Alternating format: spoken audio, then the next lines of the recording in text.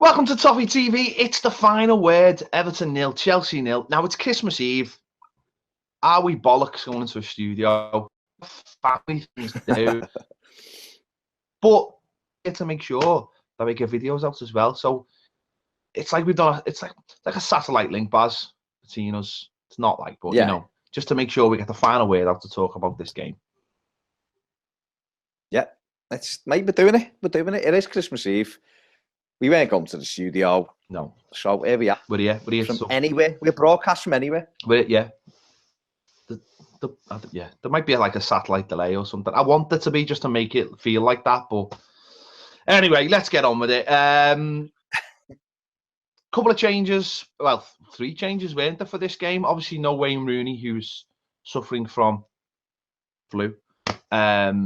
Mason Holgate and Ashley Williams started on the bench. Obviously, Jags and Michael Keane came in to start the game. And to be fair, like, you know, to be fair, you get, after listening to his press conference on Friday, you can understand, you know, why he made changes. He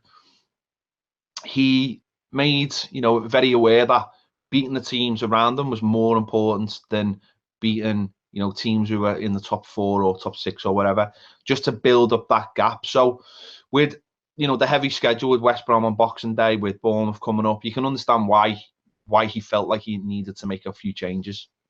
Yeah, definitely. I mean, it's a different way than we look at it as fans, isn't it? He's looking at the whole picture. We're looking at it, obviously, individual and game by game, and almost to get some like reaffirmation that we're good.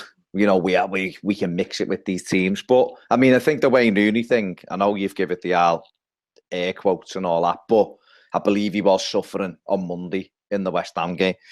You can shake your head all you want, but I believe he was suffering on Monday in the West Ham game. But okay, well, I want that to be the case because it'll explain that first half performance that he put in.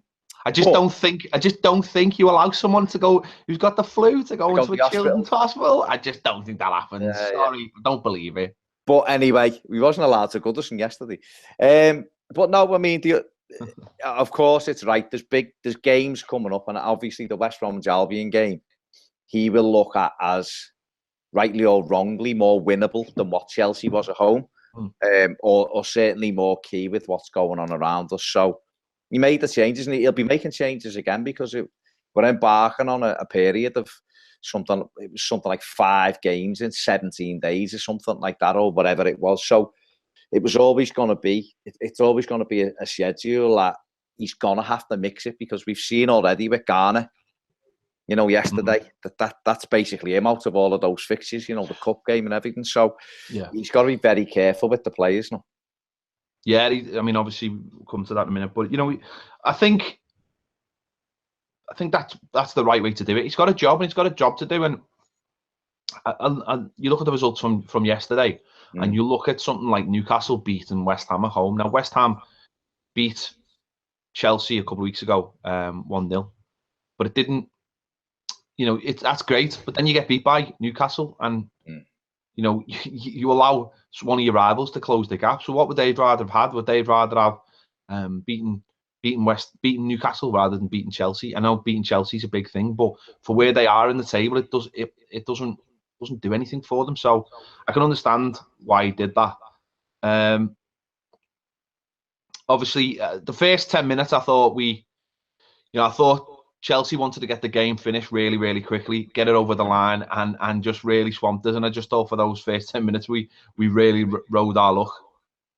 Yeah, what was key for me was how quickly we got back into shape, though. I thought it was really noticeable yesterday in the changes. I mean, people would have seen it at Anfield, which we did do, but it was a little bit different away from home. But I just thought watching it was really interesting.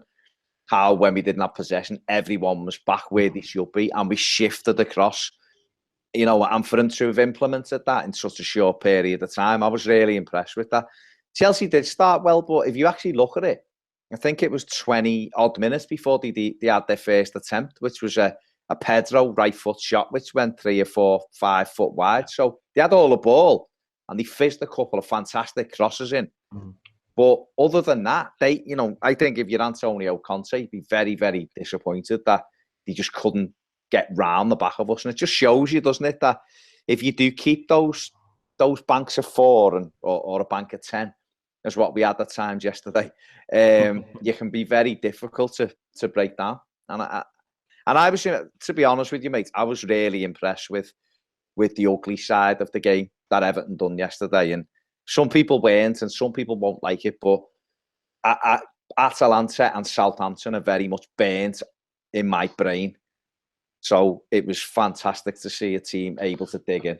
Yeah, and you think that, you know, a couple of those performances like that, and you just mentioned like Atalanta, you know, imagine if we could have gone into a couple of those European games and defended like that.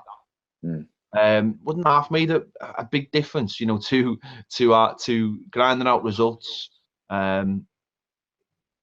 So it's really good that you see that. And I understand, you know, I've seen people yesterday, oh, this was terrible, we shouldn't be playing like this. You know, we've turned the corner now. Why are we continuing to play like this? And you're like, no, we haven't. No, we haven't turned the corner. We are still very much in, you know, the predicament.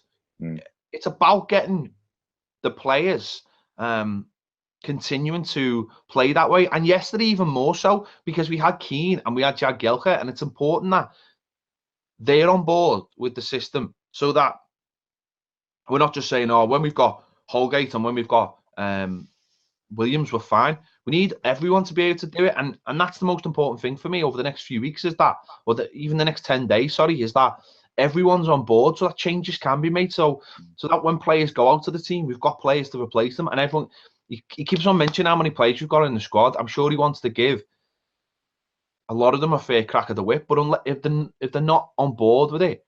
So I think yesterday was almost like a training routine in a way for a lot of those players. We stick to what we're doing, and we get on, but we get on with it. And first half, and as you said, first half, I thought we defended brilliantly. They had a lot of the ball. Hazard, who, you know, was playing as a forward, had to drop 10 yards behind to play as a number 10, leaving them without a forward. And that's where I thought we were really good yesterday. I know there's a lot of talk about like interchanging and a false nine and all this, but if you don't create the space for that false nine to go into or anyone else to go into, then you've done your job. You know, there's a lot to be said about having an old-fashioned number 9 who's going to occupy the forwards and that the defenders, and that's where obviously they didn't have Morata and didn't have that change available to them, which was key for me yesterday, because he would try to have created space for Hazard to come into. But because we didn't have that space, Hazard had to drop 10 yards and he had to become the orchestrator. And luckily enough, it never worked. And in the second half, they brought Fabregas on. And yet, they had even more of the ball. But by just creating that wall of defenders, we stopped that. And it's not pretty. It's not nice at times, but it's effective. And, you know, when you're playing the better teams, you've got to do that. You've got to hold your hands up and go, we can't match these as such. So it's important that we don't concede and we don't lose the game and we keep the run going. Yeah, Hazard reminded me of when we've had Wayne Rooney up front. And he just got frustrated, didn't he, of not getting the ball and dropped further and further back to pick it. He was picking it up in front of their back four at times and trying to run with it. But that was all credit to Everton. There's many ways to get results in football. Now, listen, I wouldn't have wanted to go to the game yesterday and us to throw everything at them and get beat 5-1. I wouldn't. And to go, but you know what, though? We had a really good go at them there. I wouldn't. I'm sorry. Other people might. That's fine. Everyone's each to your own. But, you know, I was quite happy coming away with the way we did it. Listen, as we go forward, we don't want that to be our benchmark, playing like that. Not at home. I don't mind the way. It's there to frustrate. That's what it's about. But obviously at Goodison, as we grow, we want to be able to take a game to teams. But even when you've got a good side, some games you have to think, well, these are dangerous at that, so we'll have to bide our time, no matter how good you are. You know, we're seeing, look at Liverpool and Arsenal, two very good attacking teams.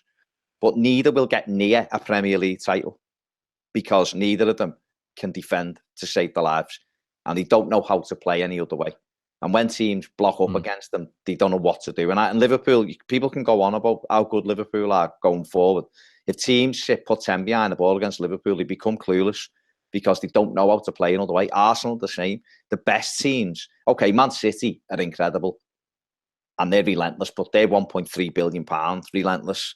You know, we're starting out on a journey. Jose Mourinho spent a lot of money at United, and yet they're not too proud to go and get everyone in behind the ball and dig in. And I just think where we are, you'd have to just accept. Sam Allardyce has been here, what is it now, 5 or 6 weeks, Ped? Something like that. He's not going to be able to transform us into Manchester City in that time. A, we haven't got the players. And B, he's got 6 or 7 out as well who could make a difference. So them days were always going to be difficult. You can't tell me if Michael Keane pops that header in the 91st minute, we're not all dancing home with a 1-0 win. You quickly forget how you've played. I just think we're on a run, and he wants this unbeaten run to go as long as possible.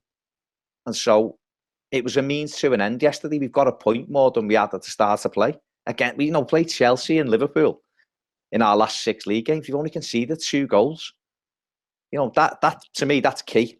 And I just thought our discipline was really good yesterday. And they're a great side, don't get me wrong. They're a big side. Well, they're physical, big, strong team. And Hazard is an absolute joy to watch. He's unbelievable when he's running. And Pedro, the pair of them. But I thought in the main, Everton dealt quite well with them, really. Yeah, I mean, for the whole game, Pickford, he's had to make a couple of saves, but for shots outside the area more than anything else, rather than anything close up. Okay, we got lucky a couple of times. One that hit I think it was Ashley Williams, hit the bar with a head. Of course, we got lucky, but as you just said, Michael Keane plants that one going top corner. And the thing was, he made the change. He brought Sandro on, he took Davies off, he put Williams in the back as well, and tried to do something different. Don't know whether he was hoping that the wing backs were going to get forward a little bit more, or we were going to be able to hold the ball up better, because that was our real issue. Not having someone who the ball really, really sticks to up front. I mean, let's be honest, you go back 10 years when Chelsea had Didier Drogba, they'd be in games like that with the defender for their lives, and then they just put a ball up front. Drogba was the best in the business at holding the ball up front. He was an absolute beast at it, and he would get them up the pitch, and then that's how they would win games of football.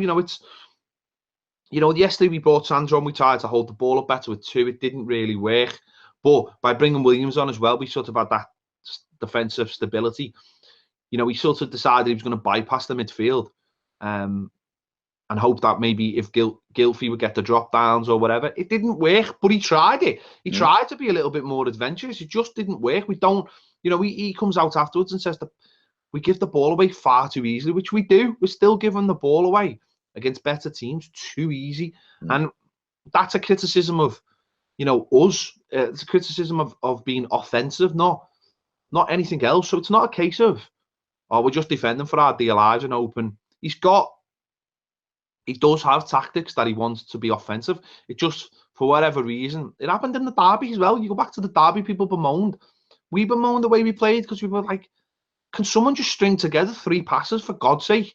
It's great that we're defending for our lives, but can we string some passes together that mean that it buys us some time, gets us up the pitch? So it's not for the want of trying, I don't think, from Sam Allardyce. It's just the players he's got out there are just not. It's not necessarily working against the better teams, and that's where you look at January and go, that's where we will need a couple of better players dotted around the pitch. So he is trying. It's just but for me, again, going back to the tactics, I think that you build that base, you get a confidence in itself, so that it's almost just second nature to defend like that. So that you are playing offensively, but when it's time to defend, you all just go back to the shape. And if that becomes second nature for everybody, then we can become more offensive naturally, because players will have more confidence. I mean, look at the way we started the season. Well, not started the season, but when we were in that terrible run, players were scared to attack because they were worried about what was going on behind them. If they're not worried about that now, and that shapes second nature, we'll be fine, and we'll go into the second half of the season attacking teams knowing that we've got a really good, solid base. Totally agree. And you made a really good point before when you're saying about changing players. You want it so that 18, 20 of your players come into a system and they just do it. They just do it naturally. And the 3 or 4 that can't do it, you ship them out the door. You know, there's no issue with that.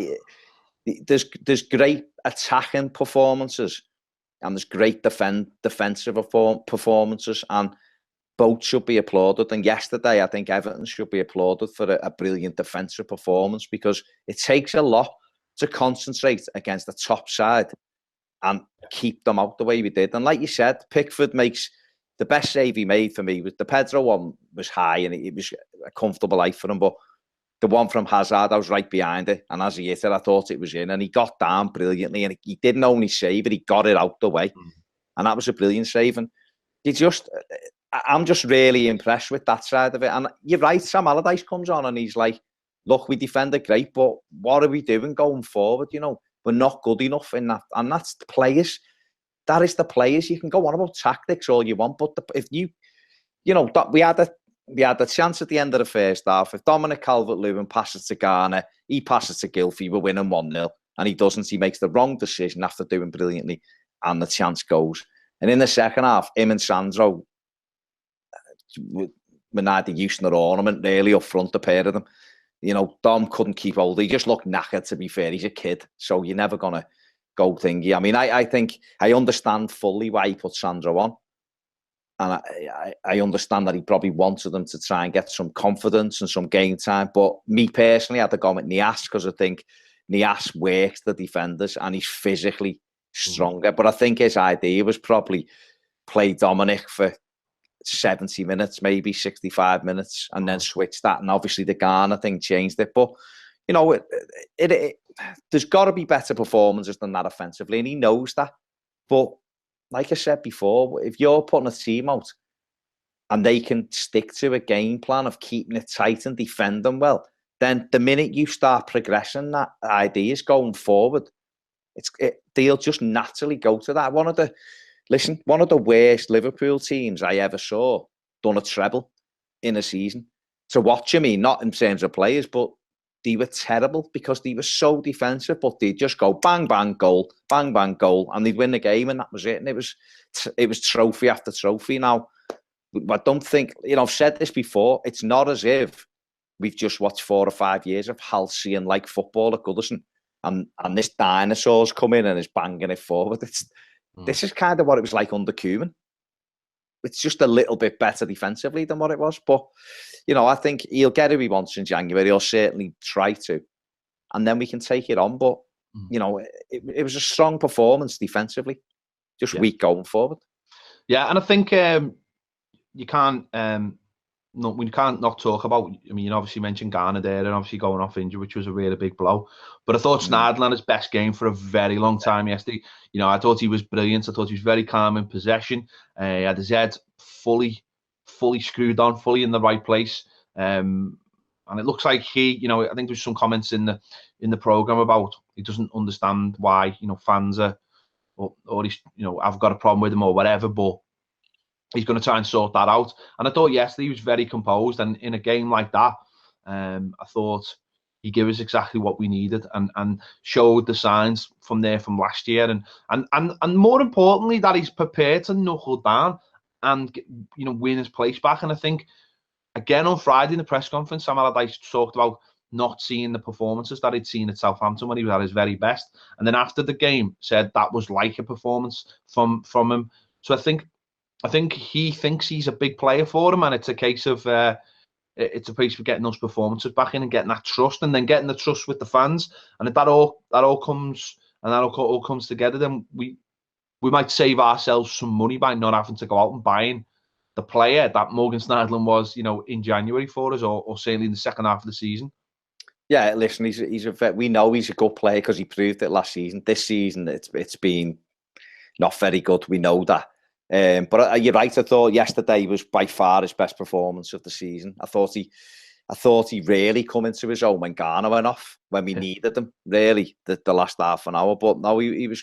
I just wish he'd take a chance sometimes going forward. There was one after about 10 or 15 minutes. The whole pitch opened up for him at the edge of their box, and he stopped and stood and passed it sideways, and everyone groaned. And if he could add that to his game, you know, he'd be fine. But no, we need our better players playing as well as they possibly can, and it'll be a bonus for us if he can get back there. If he can't, we move him on. But he made some amendment, you know, made up for some of his performances yesterday, and give us a little bit of hope that he has got the stomach for the fight, and he does want to stay here, and he does want to be an important player for us. And if he does that, no one will have a problem. No, I thought he had a good game. And Benny, when he came on, was pretty good as well, considering the circumstances and what he was needed, and who he was playing against. And there's, you know, we've seen it from him and Davies. There's that youthful exuberance, and sometimes you want them to be a little bit more calmer. But that's, you know, they'll make mistakes giving the ball away and stuff. But I thought he did well, and I thought, you know, because it's what needed in a game like that. It only takes one mistake from a player, and that can cost you. And as you mentioned, it's about concentration. Players can switch off very, very easily, and they didn't. And in the end, you know, okay, we've rolled our luck, I said a couple of times, but we've got to ground out a point against a team that are used to having things their own way in a lot of games. So big point for me. And you know, you look where we are now in the table. That's at the halfway mark, 26 points. We're pretty much where we were this time after 19 games last season. And you look at it and you just think, well, we can kick on now, be a little bit more offensive in the coming games. Then, you know, we can get up the table and push probably Leicester and Burnley for that 7th place, and hopefully, who knows, maybe finish the season in a UEFA in a Europa League place again. Yeah, why not? You know what I mean? We've said before. I remember saying in probably September or October, we need to establish ourselves as the 7th best team, so people automatically go, well, that's the top 7, even if we're number 7. Do you know what I mean? And before we try to kick on again, I think, you know, we've had a season where we finished 7th and we've all got a little bit carried away in the summer. But, you know, maybe Sam Allardyce is exactly what we need, him and his coaching staff. Maybe it is exactly what we need to get everybody on board, to get everyone organised, and then we'll see where he goes with the players. I just think before we finish that, we need to talk about Michael Keane, because I thought he was excellent yesterday. He looked tired at the end, but my God, I thought he was exceptional yesterday. He just had a couple of moments where he got turned a little bit too easy. But again, I think that's just rustiness from being out of the team. And you don't come up against Eden Hazard every week. And a couple of times he sent him the shot with little turns. But in general, I thought he was excellent, because he'd hit a brick wall, hadn't he? He looked like his confidence was shattered, and I just thought he was very good. And I just want to talk quickly about Tom Davies as well. I know we went off at half time, but I think as fans, some of our fans have got to just get over the fact that he's going to misplace some passes.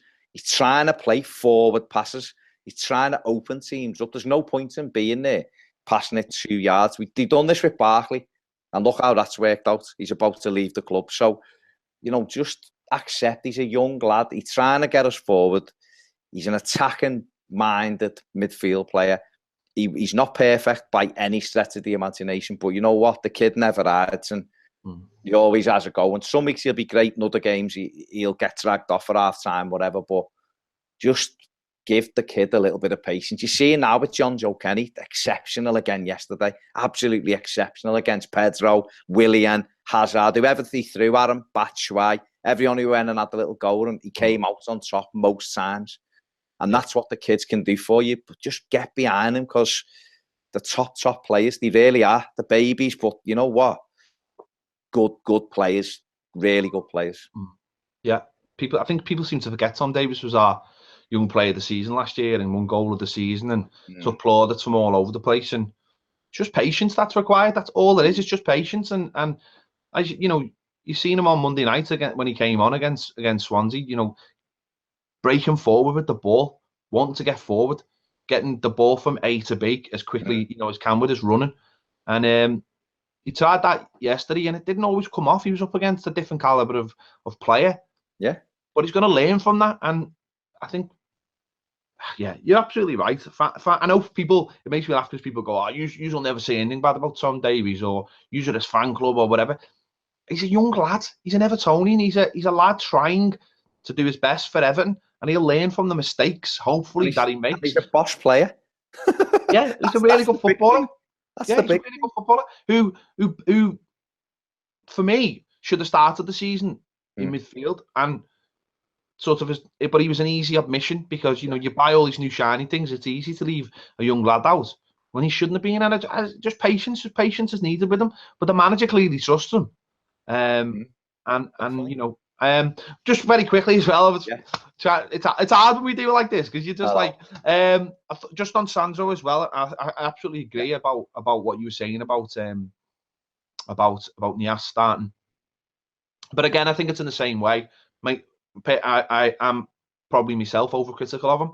But the one thing that just annoyed me a little bit yesterday about him is he did run his bollocks off. He did, yeah.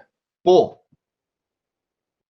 there's nothing wrong with kicking a defender now and again, mate. That's all I would say. There was too many times yesterday when he sees the defender in possession, and I think someone like Niasse wouldn't stop closing him down till literally. He does. Go on. He does 80% run. I was saying to the lad next to me, he'll sprint in his direction and he'll get 2 or 3 foot away and stop. Yeah, exactly. Following the lad, follow him and hit him. Let him know. That's what Niasse will do. Niasse will follow the lad till he's run out of room or he's got his foot on his ankle. Yeah. And I think that's what Sandro's got to learn. He's terrified of the physical side of the Premier League, and it's not even like he's not a big lad. He looks built in a way that you could get plenty more on him. Just he's got to start committing himself, and if he doesn't get there, then hit the lad with the ball at least. You know what I mean? Yeah, definitely. That was the most annoying thing. He, like you just said, he'd 80% make the run. He'd go, and then just stop. And it's like, well, what's the point? Because you've just allowed the defenders come out with the ball. Whereas if you've closed them down, that might buy the extra couple of seconds you need to get up the pitch, to get someone else up the pitch. So if you just committed that extra little bit, then fans will go, well, you've done your job. And I just think fans look at them and go, you're not doing your. That's where, look at Niasse. Niasse has scored goals from closing down that extra 10-20% by getting right on top of the defense. Defenders are defenders because they're not good with the ball, honestly. Yeah, mate, I said exactly the same thing. He's doing some good work, but not following it up. He's running, sprinting, and then he just puts the brakes on. Or if they step away from him, he just lets them go. Where Niasse will run back and put a tackle in or make them do something. And defenders know that you're not going to give them a second on the ball. They're going to end up lashing the ball out. That's what they do. But if they think, well, he's not going to follow me anyway, once they step away from you, you're out of it. He's got to help himself. It was a difficult game to judge him, and he didn't have a good game, and he come on, of course, but it was a difficult game to judge him. So if you're not getting on the ball, do the ugly bits well, and then fans will get behind you, and you'll get a bit of confidence from it. That's what turned the corner for Niasse. Niasse putting that extra little bit in that people were like, well, why? You didn't need to do that. His goal against Arsenal, you didn't need to do that. No. You know what I mean? With 5-1 down, he didn't, or whatever. He didn't 4-1, 4-1. Yeah, he didn't need to do that, but he's done it. Got the look and got himself a goal out of it, and that's what yesterday in a game where it was so tight, where you think, well, hang on, if Niasse is on the pitch and he's given that extra bit and he gets a goal, then we've won the game. We win the game. And I think that's what certainly annoyed me about it. It's just that give yourself that little extra bit, kid. There was one where it was a.